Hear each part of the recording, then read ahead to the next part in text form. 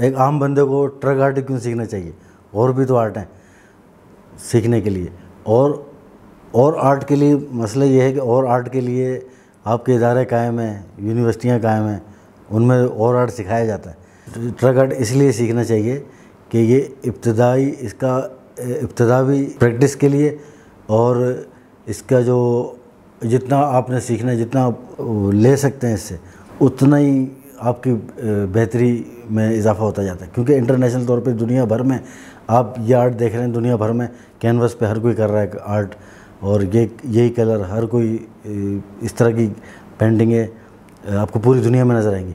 लेकिन जो truck art की जो शक्ल है, ये आपको पूरी दुनिया में कहीं नज़र नहीं आएगी सिवाय पाकिस्तान के।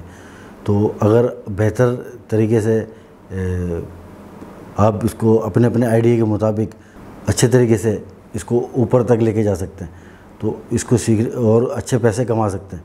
तो इसलिए इसको सीखना चाहिए, क्योंकि बाकी आर्ट सीखने के लिए तो कायम है चीज़ें, ये आर्ट सीखने के लिए कोई भी इदारा कायम नहीं है, कोई भी इदारा काम नहीं कर रहा। तो इसलिए इसको सीखना चाहिए ताकि ये ज़्यादा से ज़्यादा लोगों में जाए और ज़्यादा से ज़्यादा लोग इसको सीखें।